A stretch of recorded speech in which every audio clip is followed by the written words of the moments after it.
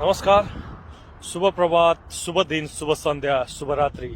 यो संसारको जुन कुनाबाट जुन प्रहरमा मलाई हेरिराख्नु भएको छ त्यही अनुसार समयको यो सम्बोधन स्वीकार्नुहोला।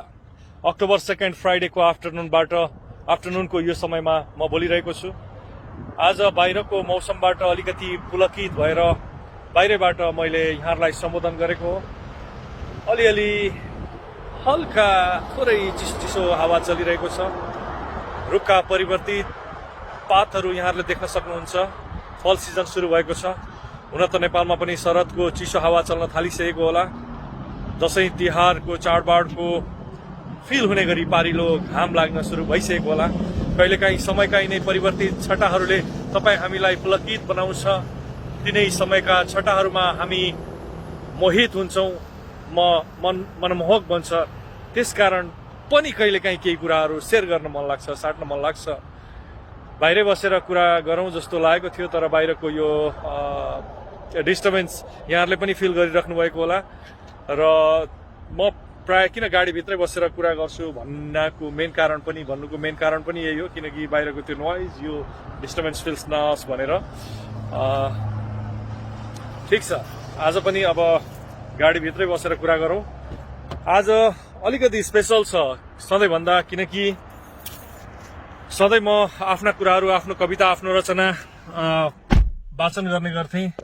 र आज मैले आफ्नो भन्दा पनि एकजना युवाको रचनालाई छानेको छु। विगत केही समय यता मैले यहाँहरूलाई मेरो जुन कुराहरू सुनाउँथेँ, मेरो जुन कविताहरू सेयर गरेको थिएँ, त्यसबाट प्रभावित भएर मलाई 2-4 जना साथीहरूले आफ्नो रचना वाचन गरिदिने आग्रह गर्नुभएको थियो। कसैले मेरो स्पिड वाचनलाई मन पराउनु भएको थियो, त कसैले त्यसलाई स्लो गर्नु भन्नुभएको थियो। त्यो रचना अनुसार म पक्कै पनि यहाँहरूको कुरालाई आत्मसात गर्नेछु। र यो बीचमा यहाँहरूले पठाउनु भएको रचनाबाट प्रभावित भएर एउटा रचना मैले छानेको छु। र त्यो रचना छ, त्यो कवि छ एक होनहार युवा कविको, देशको एउटा सचेत युवाको, र उहाँ हुनुहुन्छ युवा कवि हेमन्त शिशिर। विशेषतः उहाँले सुदूरपश्चिम नेपालको पनि अछाम जिल्लाको प्रतिनिधित्व गर्नुभएको छ। र सुदूरपश्चिम नेपाललाई प्रतिनिधित्व हुने गरी उहाँले यो कवितामा आफ्नो कुराहरू पोख्नु भएको छ। आफ्नो मात्र कुरा नभएर मलाई लाग्छ सायद यो सुदूरपश्चिम नेपालकै थोरै कथा, थोरै व्यथा, थोरै पीडा, नजानिदो तरिकाको आक्रोश भाव उहाँले यो रचनामा गर्नुभएको छ। केही टिपिकल पश्चिम नेपालमा बोलिने ठेट शब्दहरू छन्। सायद सबैले त्यसलाई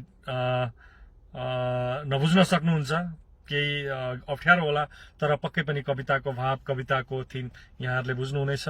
हामी त्यो ठेट शब्दहरूको चाहिँ शाब्दिक अर्थ तल उल्था गरेर राख्ने प्रयास पनि गर्नेछौँ। ओके, कविताको शीर्षक छ सुदूरको पीडा।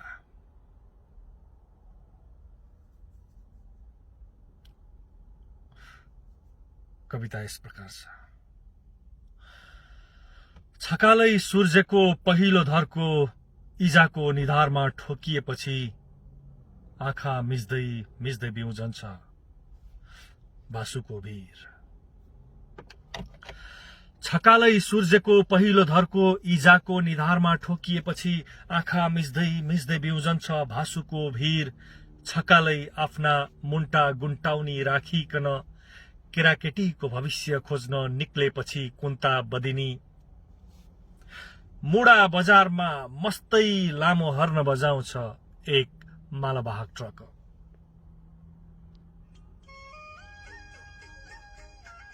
छकालै सूर्यको पहिलो धर्को इजाको निधारमा ठोकिएपछि आँखा मिच्दै मिच्दै बिउजन्छ भासुको भिर।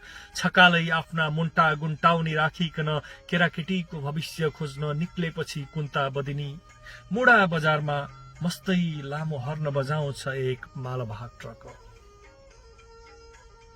छकालै बम्बई हिँडेपछि मुल्ला घरका काउजू भाडैनी छाडिकन आफ्ना सबै सुइना झक्राएर दिनभरि देउडा गाउँदै बस्छ तिनुल पोरका वर्ष बम्बईबाट ल्याएको रेडियो। छकालै बम्बई हिँडेपछि मुल्ला घरका काउजू भाँडैनी छाडिकन आफ्ना सबै सुइना झोक्राएर दिनभरि देउडा गाउँदै बस्छ तिनुल पोरका वर्ष बम्बईबाट ल्याएको रेडियो। नबलेपछि सगियोले हिर्काएको सोलार, नबलेपछि सगियोले हिर्काएको सोलार, अथाराको झ्यालबाट ईश्वरसँग उज्यालो माग्दै मर्छ सुदूर बस्ती। नबलेपछि सगियोले हिर्काएको सोलार, अथाराको झ्यालबाट ईश्वरसँग उज्यालो माग्दै मर्छ सुदूर बस्ती।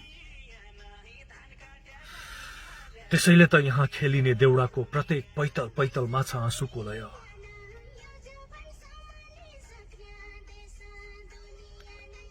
यहाँ चोइलो बालेर गणितका ठूला साना हिसाब किताब गर्छन्। यहाँ चोइलो बालेर गणितका ठूला साना हिसाब किताब गर्छन् सकिएको लाली गुराँस कापीको त्यो अन्तिम पानामा नानीहरू।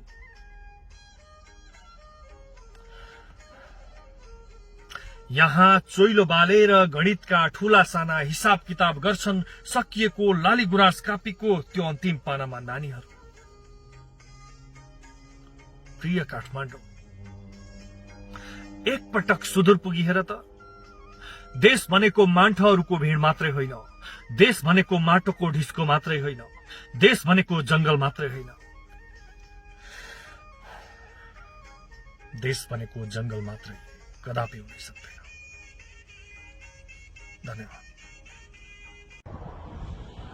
नमस्कार, शुभ प्रभात, शुभ दिन, शुभ सन्ध्या, शुभ रात्रि। यो संसारको जुन कुनाबाट जुन प्रहरमा मलाई हेरिराख्नु भएको छ त्यही अनुसार समयको यो सम्बोधन स्वीकार्नुहोला। अक्टोबर 2 फ्राइडेको आफ्टरनुनको यो समयमा म बोलिरहेको छु।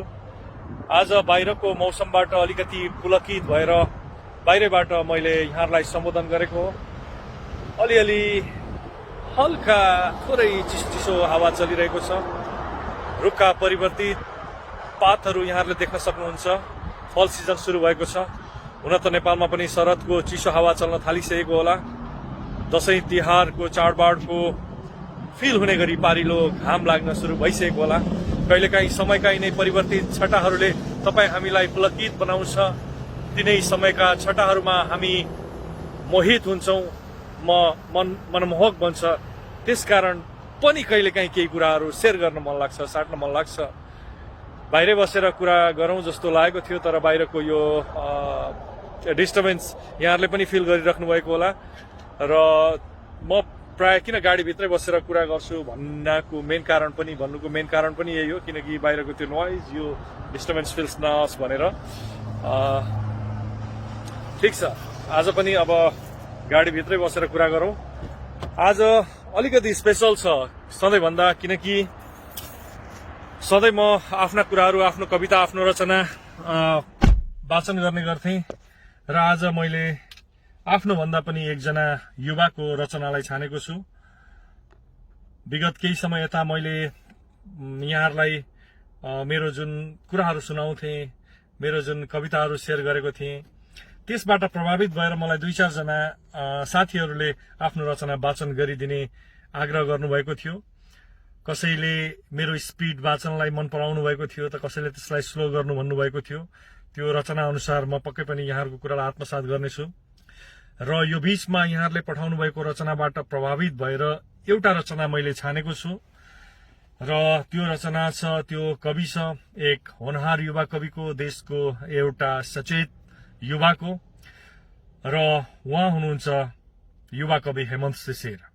विशेषतः उहाँले सुदूरपश्चिम नेपालको पनि अछाम जिल्लाको प्रतिनिधित्व गर्नुभएको छ र सुदूरपश्चिम नेपाललाई प्रतिनिधित्व हुने गरी उहाँले यो कवितामा आफ्नो कुराहरू पोख्नु भएको छ।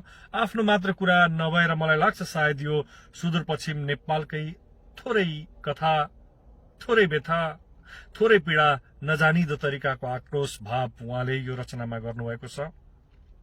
केही टिपिकल पश्चिम नेपालमा बोलिने ठेट शब्दहरू छन्, सायद सबैले त्यसलाई नबुझ्न सक्नुहुन्छ, केही अप्ठ्यारो होला, तर पक्कै पनि कविताको भाव, कविताको थिम यहाँहरूले बुझ्नुहुनेछ।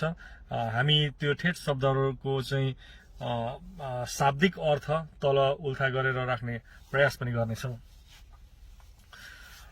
ओके, कविताको शीर्षक छ सुदूरको पीडा।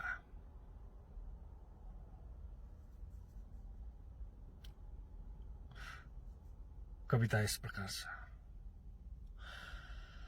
छकालै सूर्यको पहिलो धर्को इजाको निधारमा ठोकिएपछि आँखा मिच्दै मिच्दै बिउजन्छ भासुको भिर। छकालै सूर्यको पहिलो धर्को इजाको निधारमा ठोकिएपछि आँखा मिच्दै मिच्दै बिउजन्छ भासुको भिर।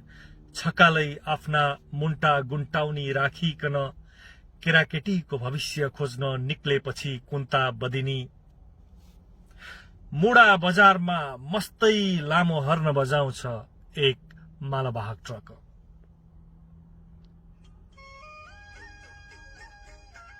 छकालै सूर्यको पहिलो धर्को इजाको निधारमा ठोकिएपछि आँखा मिच्दै मिच्दै बिउजन्छ भासुको भिर। छकालै आफ्ना मुन्टा गुन्टाउनी राखिकन केराकेटीको भविष्य खोज्न निक्लेपछि कुन्ता बदिनी मुडा बजारमा मस्तै लामो हर्न बजाउँछ एक मालवाहक ट्रक।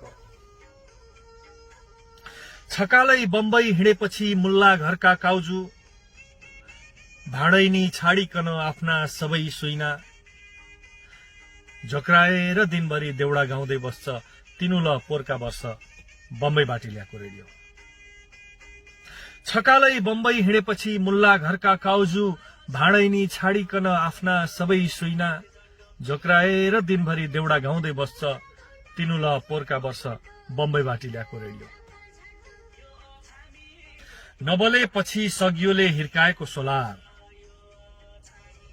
नबलेपछि सगियोले हिर्काएको सोलार अथराको झ्यालबाट ईश्वरसँग उज्यालो माग्दै मर्छ सुदूर बस्ती। नबलेपछि सगियोले हिर्काएको सोलार अथराको झ्यालबाट ईश्वरसँग उज्यालो माग्दै मर्छ सुदूर बस्ती।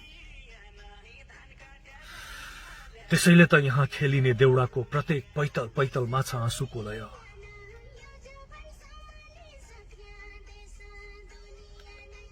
यहाँ चोइलो बालेर गणितका ठूला साना हिसाब किताब गर्छन्। यहाँ चोइलो बालेर गणितका ठूला साना हिसाब किताब गर्छन् सकिएको लाली गुराँस कापीको त्यो अन्तिम पानामा नानीहरू।